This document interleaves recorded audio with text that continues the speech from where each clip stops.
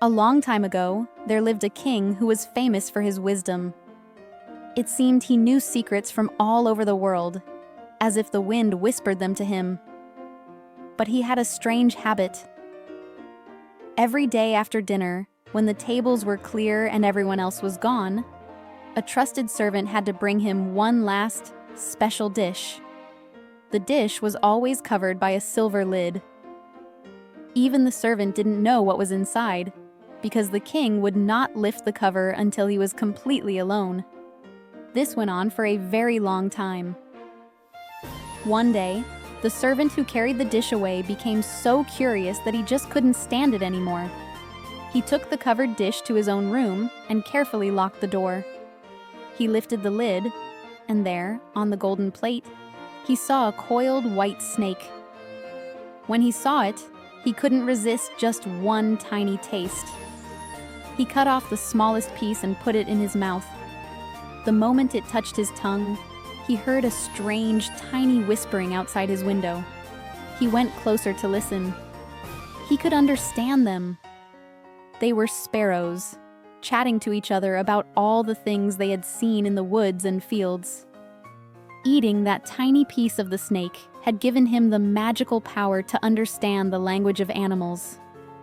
Now, it just so happened that on that very same day, the queen lost her most beautiful ring. Because the trusted servant was allowed to go everywhere in the castle, suspicion fell on him. The king was very stern. He ordered the man to be brought to him and said angrily, "If you cannot find the real thief by morning, you will be blamed for the crime and banished from this kingdom forever." The servant insisted he was innocent, but it was no use. The servant was terribly worried. He went down into the courtyard, trying to think of a way to help himself. By a sparkling brook, a group of ducks was resting quietly, smoothing their feathers with their bills. As they preened, they were having a quiet chat. The servant stood very still and listened. They talked about where they had paddled and what they had eaten all morning. One duck said sadly, "Oh dear, something is heavy in my tummy. I was eating so fast by the queen's window, I think I swallowed a ring." The servant's heart leaped. He gently scooped up that very duck and carried her to the royal kitchen. He said to the cook, "Cook, this duck seems to have swallowed something very important."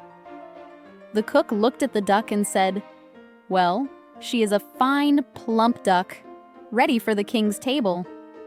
But as the cook prepared the duck for dinner, he carefully checked inside.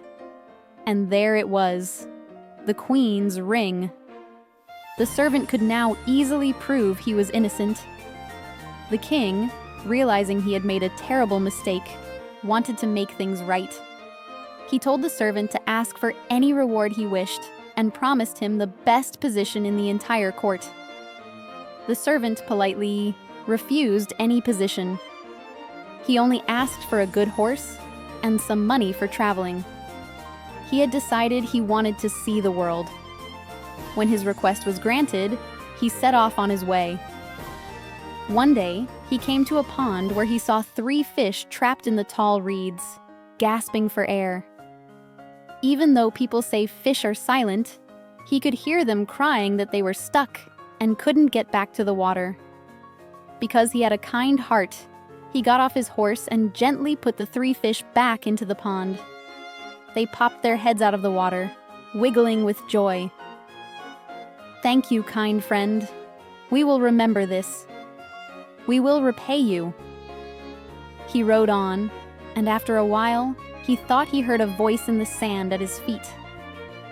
He listened and heard a tiny voice complaining. It was the Ant King. "Oh, why must these clumsy beasts walk right through our homes? That big horse with its heavy hooves is scattering my people." The servant quickly turned his horse onto a side path. The Ant King cried out, "Thank you. We will remember this. One good turn deserves another." The path led him deep into a wood. There he saw 2 parent ravens standing by their nest, nudging their young ones out. They cawed. "It's time you left. You are big enough to find your own food. We cannot feed you anymore." But the poor young ravens tumbled to the ground. They flapped their wings, crying, "Oh, we are helpless. We don't know how to fly yet. What will we do? We will surely starve here." The good young man felt so sorry for them. He knew he had to help. He looked at his faithful horse. It had carried him a long, long way. With a heavy heart, he decided to leave his horse with them, so the ravens would have food to eat. The ravens hopped over, ate their fill, and cried, "Thank you. We will remember this. One good turn deserves another." Now the young man had to use his own legs. After walking for many days, he came to a large city. The streets were full of crowds and noise. A man on horseback rode by, shouting, "The king's daughter wishes to marry, but whoever asks for her hand must complete a difficult task. If he fails, he will be sent away in disgrace." Many had already tried, but they had all failed. Nevertheless, when the young man saw the king's daughter, he was so amazed by her beauty that he forgot all about the danger. He went right to the king and said he would try. So, they led him out to the deep blue sea. In front of everyone, a golden ring was thrown into the waves. Then the king said, "Go and fetch this ring from the bottom of the sea. If you come back without it, you will have to leave this city and never return." All the people felt sorry for the kind young man. They went away, leaving him alone by the shore. He stood on the beach, wondering what to do. Suddenly, he saw 3 fish swimming toward him. They were the very same 3 fish he had saved from the reeds. The fish in the middle held a large oyster in its mouth. It swam to the young man's feet and dropped the shell on the sand. When he picked it up and opened it, there lay the golden ring.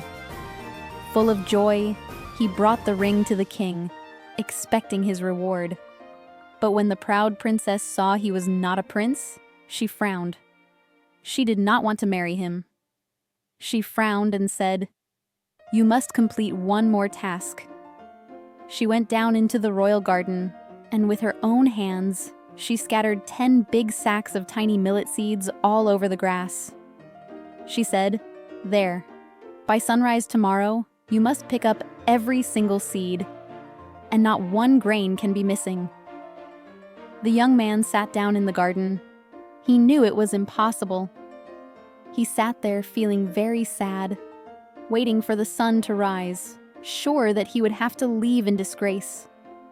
But as soon as the first rays of the sun shone on the grass, he saw all 10 sacks standing side by side, perfectly full. Not a single seed was missing. The Ant King had come. He brought thousands and thousands of ants from his kingdom. The grateful creatures had worked all night long, picking up every tiny seed and putting them back in the sacks. The princess herself came down to the garden.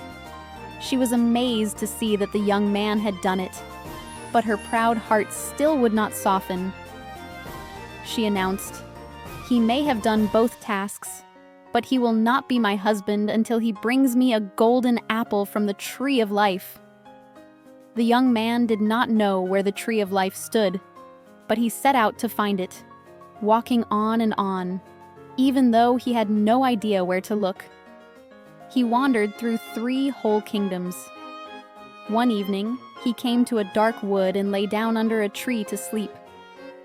He heard a rustling in the branches above him, and a golden apple fell right into his hand. At the same time, 3 ravens flew down and perched on his knee. They said, "We are the 3 young ravens you saved from starving. We grew big and strong.